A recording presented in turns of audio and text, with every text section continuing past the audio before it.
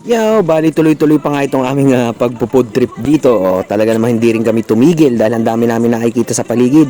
Ang dami naming trip kainin, kaya ito, hindi na kami tumigil kakain. Yo, so ngayon ay cravings naman natin itong luglog naman. May nakita ko ditong luglog. At mukhang mukhang masarap. Kaya ito, napabili kami at titikman nga namin. Kasi pagka ganitong hapon talaga nakakagutom yung lalo pag maghapon ka lang sa bahay. Tapos ang pupuntahan mo ay puro mga pagkain, yung puro mga pagkain yung nasa paligid mo. Mapapabili ka talaga mga pa. Kaya retik natin. Mukhang masarap.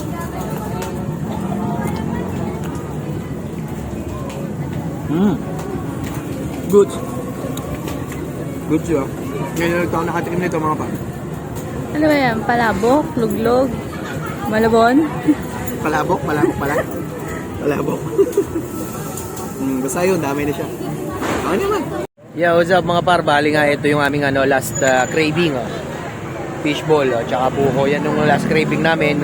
At inabot na nga kami ng dilim dito, ginabi na dahil marami rin nga kaming kinain, marami kaming sinubukan kainin. At ito na yung pinakahuli bago kami umuwi.